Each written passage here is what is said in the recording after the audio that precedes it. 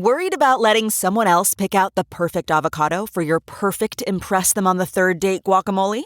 Well, good thing Instacart shoppers are as picky as you are. They find ripe avocados like it's their guac on the line. They are milk expiration date detectives. They bag eggs like the 12 precious pieces of cargo they are. So let Instacart shoppers overthink your groceries so that you can overthink what you'll wear on that third date. Download the Instacart app today to get free delivery on your first 3 orders, while supplies last. Minimum $10 per order. Additional terms apply. Listening on Audible helps your imagination soar. Whether you listen to stories, motivation, any genre you love, you can be inspired to imagine new worlds, new possibilities, new ways of thinking. Maybe you'll find inspiration in the incredible true story of Black female mathematicians at NASA in Hidden Figures, or the fantasy world of Throne of Glass. There's more to imagine when you listen. As an Audible member, you get to choose one title a month to keep from their entire catalog. New members can try Audible free for 30 days. Visit audible.com/imagine or text imagine to 500-500. That's audible.com/imagine or text imagine to 500-500. Hello, welcome. Let's chat. It's hard. You want to talk? I know, that's disappointing. Sit back. Let's work this out. How's it going? What are we doing here? Where are you going? Hey there. Wow. It's not always easy. It's amazing if you think about it. Let's think about this. Strange. I have some thoughts about that. Life is hard. Trauma bonded. But like, it's just so ridiculous to think that baking is just for women. I know it's because it's in the house, but like everyone likes cake. Yeah. I feel like he's like, okay, I guess I can't bake a cake. It's like, that sucks. It feels like it should be cool. Isn't it cool to be able to make one? It's really cool. It's really cool. No matter who you are. Oh God, I made a cake. What does it mean? I'm a girl. I'm gay. No, embrace your cake making. And just know that when you become an adult and you start bringing cake around, no one's going to judge you for it. If In anything, fact, they'll celebrate. Yeah, they're going to celebrate you. If you have a feeling, an impetus to make a cake, go make a cake. If there's one thing you learned from this today, make a cake. Share the cake. Make a cake. Share a cake. Encourage others to make cakes. There's nothing bad about it. There's nothing bad about it at all.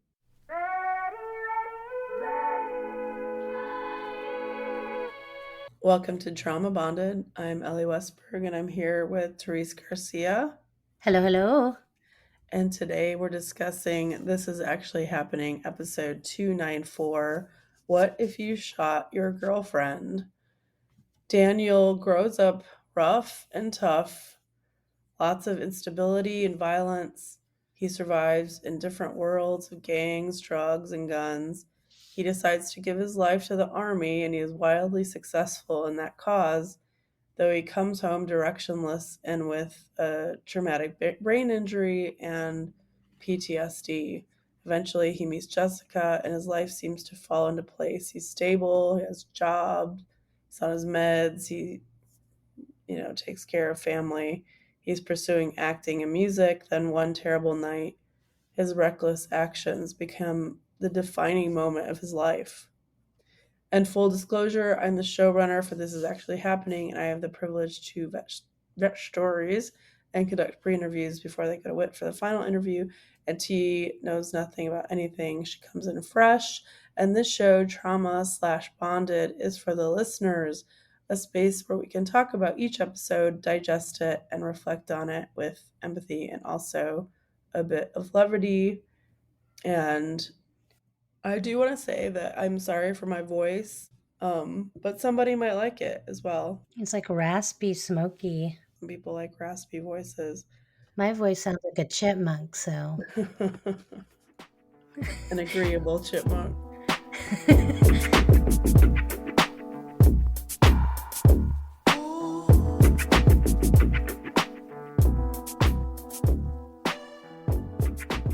T. Yes. What stuck out to you is the heart of Daniel's story. So what I was thinking is kind of a theme of his story is around wounds. Whoa. Just gonna. I don't know if I'm doing like a one-word thing for a while. Okay. I think I did a one-word for last. Yeah, no, I'm intrigued. Yeah. Wounds. Wounds. Go on. Love it. Like self-inflicted wounds, wounds that we inflict on others, wounds that are inflicted on us by others. And I'm talking physical and mental. Yeah. And the reason I was thinking this particular way is because his upbringing was really rough. He went through a lot with the drug dealing. He shot someone, wound. I mean, I'm being literal now, but Yeah. No. Yeah, from the literal. war, right? From the war, but Yeah. also the other side of talking about wounds is care and healing, right? Yeah. So his role in the army being that of caring for others as a medic, and then ongoing after the fact, right? He ended up working more in healthcare as well, and that seemed to be really fulfilling for him. Yeah. And then ultimately, right, the wound that he inflicts on Jessica, that becomes kind of an unhealed wound for himself, Yeah. that he needs to care for and heal from as well. That's a really great metaphor, T, especially thinking about like him going forward in his life. It's almost like he won't allow himself to heal about the Jessica thing. Mm-hmm. And he thinks that he's honoring her by keeping that wound open. And it's like if he doesn't have that wound, in some way he doesn't have any reason to stay clean or any reason to stay focused. It's like that wound is everything for him. It's this thing that he's going to take care of the rest of his life. Mm-hmm. Because to put your name and your story out there like this when you've done something like so fucked up, is like you're being as vulnerable as you can be, and you're inviting like trolls and haters and negative comments all the time because he does different podcasts and stuff. And it's like he just is willing to take it all for her. Mm-hmm. But I think the heart of the story, or the heart of Daniel's story, is it's the difficult pain of when you can only blame yourself. Mm-hmm. It just made me think of all of these things, like how do we move past those moments, especially when they're life changing or they cause horrible negative effects on others. We can accept forgiveness from others, but can we forgive ourselves?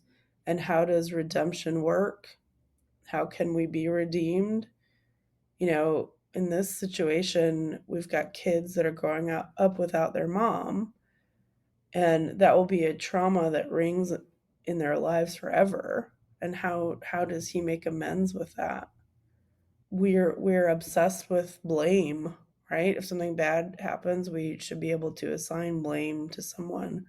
It's human of us to assign it, but it's when it's assigned to us, when it's assigned to me, like what do you do with that? What do we ask of others? It's like the true test of the golden rule. If we're able to assign blame to someone else, perhaps we could show them mercy or grace or forgiveness because those are gifts to give, and we'd hope it for ourselves. It opens up all these big ideas about how to accept accountability and ask for forgiveness. And if someone that's wronged you does that, what else do they have to do before you can freely forgive and potentially move on? And balance that out with the idea that it's okay to cut someone out. Like if someone hurts you over and over and over again and says sorry and you forgive them and but they don't take action to change themselves or stop it from happening again, like you're allowed to root them out. Like how do you protect yourself in those situations? I don't know. I feel like this episode opens up all those sort of avenues for Oh, discussion. yeah. But if you're blaming yourself and you keep doing the same thing over and over again, you can't really separate from yourself. Right. I mean, at some point there has to be change. Right? Yeah. That's the true apology is not only am I sorry, but I'm not going to do it again.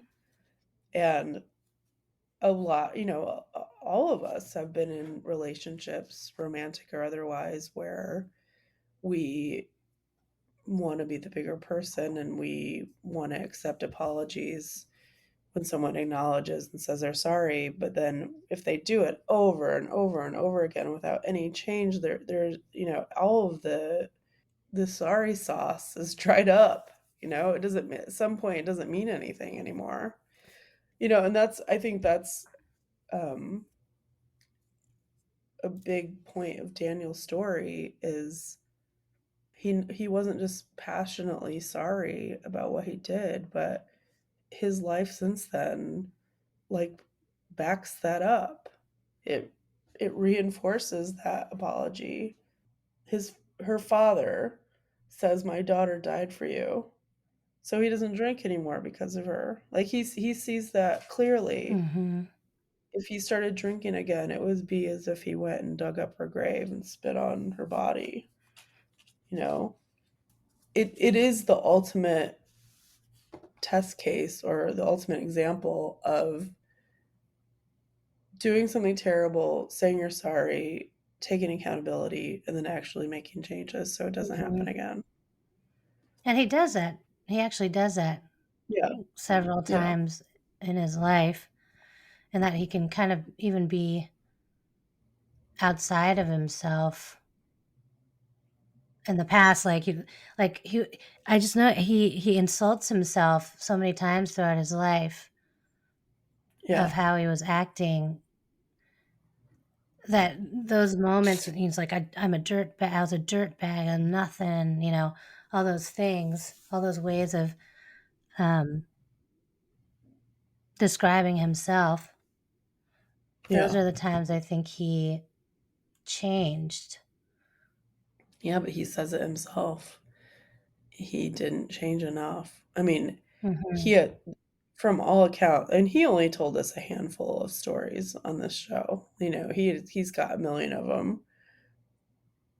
To get to the point where he shot Jessica on accident, like he had so many moments where the universe was basically telling him to turn it around, man. Mhm. Like, and he made it out so many times.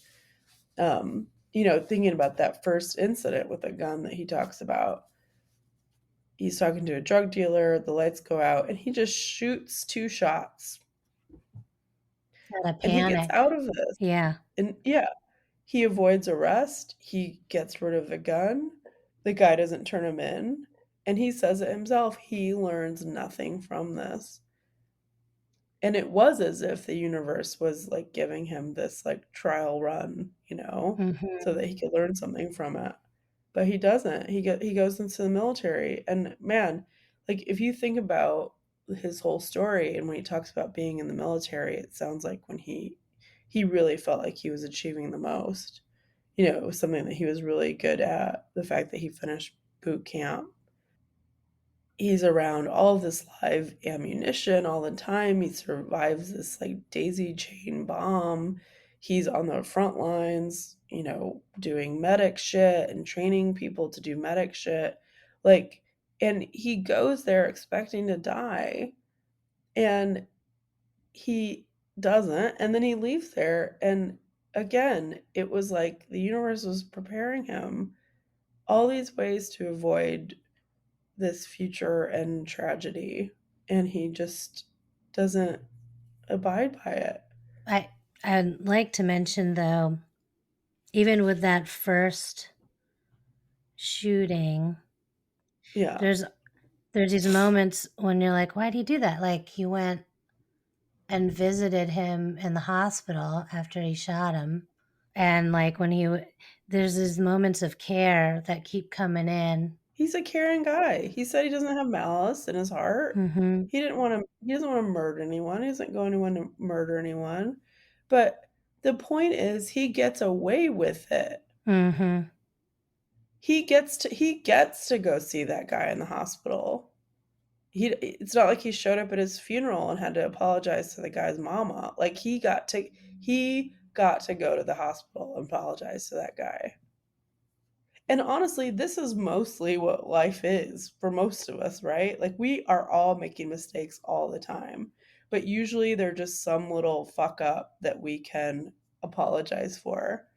It's rare that it's a fuck up where it takes someone's life, Mm-hmm. right? That's like a next level kind of fuck Yeah. up.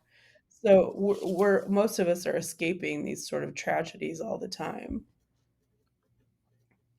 And I'm not judging him at all. Like I think about myself all the time and all of the ways that I could have really fucked something up really, really bad. Like there could have been far reaching consequences for what I did. And, I didn't. And but it's just a matter of like a few seconds, or a few feet, or a few whatever that can make all the difference in the world. But of course he has care. Of course he doesn't have malice in his heart. And we'll get to the incident. Let's back up for a second. Um I mean, Daniel is passionate, he's frank, he's funny as hell. He's sincere as fuck. I loved it when he talked about having an Italian family, but it wasn't one that like ate baked ziti and Pinot and got along. Not like that. Can we talk about he moved 32 times before he was 18 years old? That's crazy. That's got to take a toll on you. Yeah. T, how many times did you move before you were 18 years old? 2. 1. Really? Because it's 2 places we lived in. Yeah. They talk about moving is one of these like top 5 stressors in people's lives, but I don't think that we count, what kids go through. That's usually an adult stressor, right? Kids are just like, okay, we're going. But that has to do a number on your psyche to move 32 times as a kid. Mm-hmm. Especially, and then, and that really is going to grow you up a lot because you're seeing that your mother's doing that to escape situations and she thinks she's going to leave her problems behind. But, he saw that for exactly what it was, Mm-hmm. that all the problems are going to be right there. You're never settled. Yeah. It never feels like you're actually home. Yeah. You just, you're going to move soon. So why Yeah. get comfortable? Yeah. It's like this intense, like you're always on the edge of something. Yeah.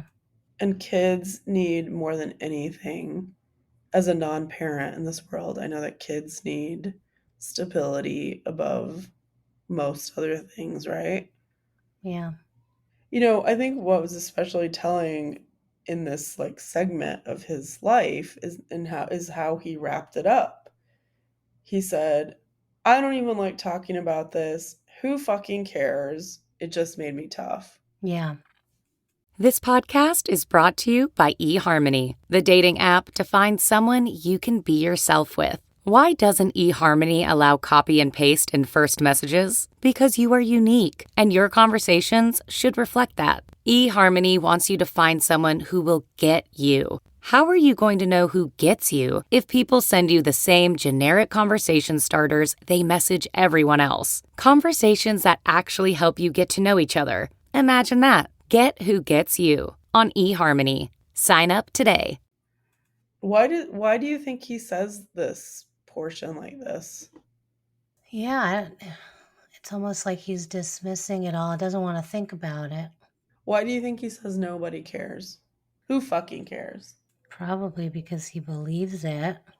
I mean, I take it on a couple levels. Like one, he's saying something akin to lots of people have had trouble growing up. Like, Mm-hmm. who am I to stand out? And two, I don't know why, but I kind of take it as like a gender thing. Like, Mm-hmm. I do think men generally don't think that anyone really cares what they go through, and I think that's him projecting that in that moment. It just made me sad. No, it is very sad. Yeah. And it's interesting you say, maybe it's a men thing. I only read a headline of it and a little bit of the article, but it was like something around like who do men confide to? Yeah. Um, and it was like pretty sad. Like a lot of like all the answers were just some of them was just like nobody, or my dad, but he's passed. Yeah. So maybe that's like a badge right there, just, to stay tough. Yeah. Certainly not how I want my boys to feel. Yeah. I mean, I know that there is this sort of crisis for men in the world today, and it's something that we're talking about more and more, and I hope that we do continue to talk about it more and more. Um, Yeah, I had Arlo just shared with me today after school. Something happened. I'll tell you about that another time. But he was like, I was like, well, how'd that make you feel? And he was like, crazy. And I was like, what? Because crazy's like, I don't know what the like. And I was like, how else? Because I didn't want to be like crazy good or bad or. yeah, yeah. And he was like, well, worried. And like, Oh, yeah. And I was like, oh, it like broke my heart. But I also was like, I'm so glad that he can share that. And I want, yeah, all of our kids to be able to let us know how they're feeling, yeah. without any influence. It's such a lonely thing being a kid, and I do think it gets like some kind of weird mockery, but girls tend to tell their girlfriends everything, and it's Hmm. not met with a lot of judgment. It's met with like kindness and acceptance and let's talk it out and figure it out. And, it doesn't seem like men exactly have that sort of outlet unless they're good at like having girlfriends. And some men don't know how to do that because they weren't taught how to do that because they were taught that women weren't there for that. Hmm. Let's move on. Do you want to talk any more about the incident with the gun, the first incident with the gun, or do you want to talk any more about the military stuff? Well, I did think it was interesting why, or I mean, one reason why he decided to choose the military, like not burdening his family. Oh, he's a fucking self-aware person, that's for sure. He's like, "I know I'm a fuck up. I live in the hood. I exist. I thrive in the hood, and I'm probably gonna be killed, so it's either be memorialized on a t-shirt or go to the military and get a fucking burial." I mean, to go into the military expecting to die and then to not die, Yeah, that seemed to be a surprise for him. you're gonna be facing a lot of problems when you get back stateside. A lot. Oh man, yeah, when he was like, "You just cry when you get home." It's like, Yeah, oh but my it's god. always like this thing that's gonna be happening later, and Oh then yeah, you have to face it. Well, can we just talk about a few things that, yeah. again, demonstrate how fucking funny he is? He gets to boot camp, he's wearing Gucci sunglasses, and he says to his squad commander, the reason he's wearing sunglasses is because he's pimping his mama. Oh, We've all seen movies. Can you imagine saying that to your, like, boot camp squad commander? And then he says he basically characterized his whole stay there in boot camp as pushing Georgia closer to Florida, which I thought was an amazing metaphor. what did that mean? I think it's because he was doing so many push ups. So it's like you're pushing into the ground. And it's like at some point you just feel like you're pushing Georgia closer to Oh, Florida. wow. That's what Yeah, I it's took like from it. I was like, I don't know what that means. Yeah, okay. That's a lot. So he knows that if he makes it through and he survives and leaves, he's not going to have any fear left. But there is this whole like now what question, and we know that the Veterans Administration sucks, and there's no sort of counseling set up for them automatically, which is a tragedy in and of itself. It's like the government was like, "Oh, you didn't die? Oh, oh, You're well, good fuck. though. Yeah, you're fine. Well, Yeah? we got ours, so good luck." Yeah. You know. Um, and so he comes back with PTSD and mania and bipolar, and he's an alcoholic. Da, da, da, da, da, all the stuff, of course. And there's a section of the episode where he just rattles off a bunch of shit. Mhm. And it's like you just catch random shit and you're like, "What?" Like, I want to hear more about that. Like, Yeah. um, he mentioned something about a house with meth, and he talked about being a server at Waffle House, and I'm just like, Yeah. He's like throwaway. this There's stories behind is all a of these. list of like absurd things. So by the time he gets with Jessica, he really is doing everything right. He says he's got a job that he likes. He's pursuing acting and he's still doing a bit of music. He's on his meds. He's focused on family. And then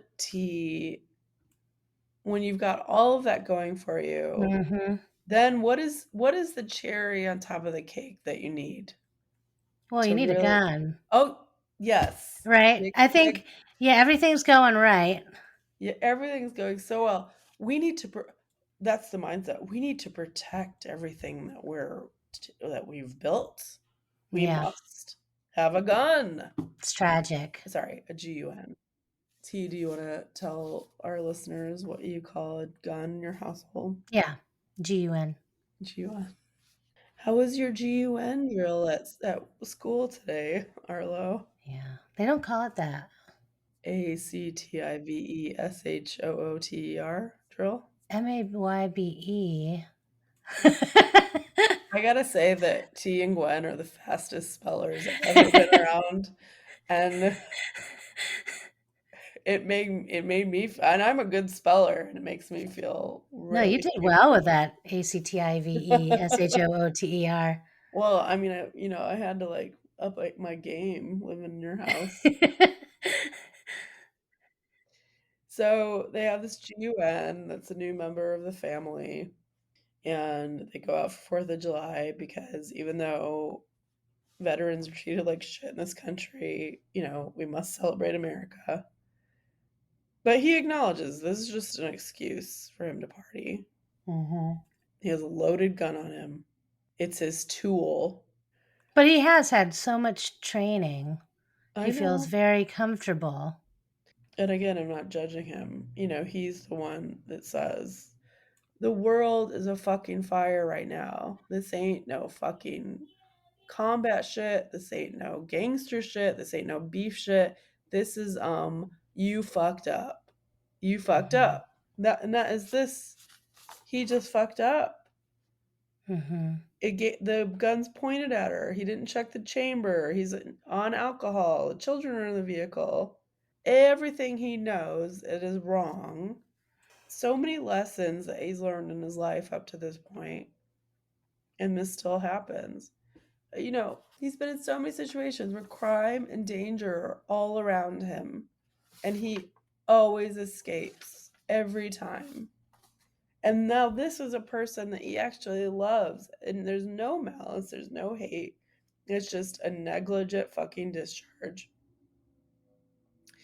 And I want to say this again, reinforce this, and he says this in the episode, that he is not asking for sympathy, like truly. Like as mad as listeners are at him for this, like he hates himself more, and he only puts himself out there to atone forever for this thing, and he has nothing to hide. And I just wanted to read a little bit of an email when we were going back and forth about him being on the show. He says, this is before we had like sort of the pre-interview where we do We just make sure that they're a good fit for the show. And he just said, I just need to be clear that this is not wanting to be seen or sympathy thing. I truly believe in my heart I can help others not make the same mistake as me or help them get through something they didn't think they could get through because of the story. I want to make a difference and help everyone I can through my story of redemption, negligence, and trauma. And I also want to say that he came to us from Todd Rennenbaum, and he has a podcast that Whit mentions in the episode called Bunny Hugs and Mental Health.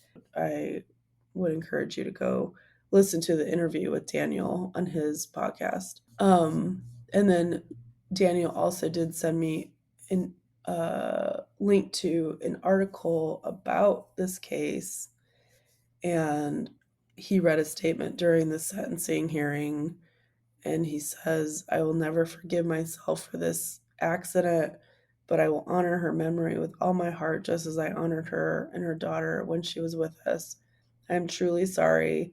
I was supposed to protect her. That was my intention, and I failed. I love Jessica dearly. Life will never be the same without my beautiful girlfriend, and I'm so sorry. So sad. So, he talks at length about sort of being in jail. He talks about girlfriend killers or just above pedophiles. I mean, what do you think, T? Like, what do you think the punishment should be for someone that does something like this? Lifelong criminal by his account, actually hurt someone that he didn't mean to. It was an accident. What does he deserve? That's a toughie, I think. But it was an accident. Yeah. I think the big confusion is if it was an accident. Yeah. I think actually justice was probably done. I mean, he did serve 9.5 months. Yeah. And it sounded like it was shit for him. Originally when they were going to charge him with first-degree murder, he had like 13 years he might have to do. And I think the proof is in the pudding, right? The fact that he did get released and he's on probation. He has completely changed his life to honor her, as he said he would. I don't think anyone deserves solitary confinement, but that's a whole other conversation. He put himself in there. I know, but yeah, terrible. Yeah. What do you think about what he said when he said he accepts her son's revenge? Well, they haven't talked, right? Right. Well, and he might get to an age where he does want to confront Daniel about taking his mother.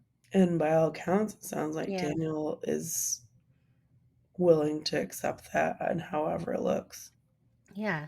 These kids were just, 6 and 9 when this happened. It's not old enough to really know what's going on or to understand the bigger picture, the long-reaching effects. But both of these kids are going to get to an age where they have a better vocabulary about what happened to them, better understanding, and they're going to have anger. And it sounds like Daniel's ready to accept whatever comes his way. He knows that this is not dead and buried, that this might come for him at any moment, and he's okay with it. He probably feels like he deserves whatever will come. Exactly. Exactly. But he has so much love in him, and he really does seem to be living his life to honor her. Thank you for listening. This has been an episode of Trauma Bonded. You can find our show where podcasts are kept. If you like us, please rate and review us on Apple or other places, or reach out to us on Instagram and tell us what you really think about us, or anything or anyone. Nothing is censored. It's a free-for-all. It's Hunger Games over there on our Instagram. Thanks to Daniel for sharing their story and giving us the opportunity to talk about it. Thanks to the This Is Actually Happening team, including Whitney, Missildine, and Andrew Waits, and the maker of our music and website, Nathaniel Trimboli. Thanks to Cathy Sites for editing this episode, and to Katie Capel for building those blasted Instagram posts. You can contact us at traumabondedpod@gmail.com and find us on Instagram at traumabondedpodofficial or visit our website at traumabondedpod.com. And as a reminder, we will have a bonus comments episode toward the end of the month where we can discuss listener comments on the episode and address certain things that y'all are talking about. And we will also have our first TIH storyteller follow up this month. And it's just going to be a surprise, y'all. So look for that. We are trauma bonded to the story, to the storyteller, to the listeners, and to each other. Thank you for spending time with us today. Sorry again about my voice. Love you, T. Love you, Elly.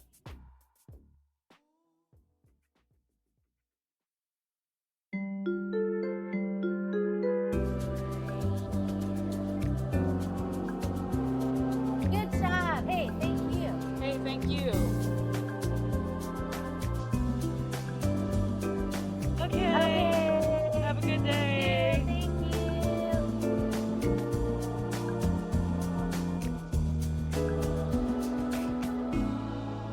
Trauma bonded.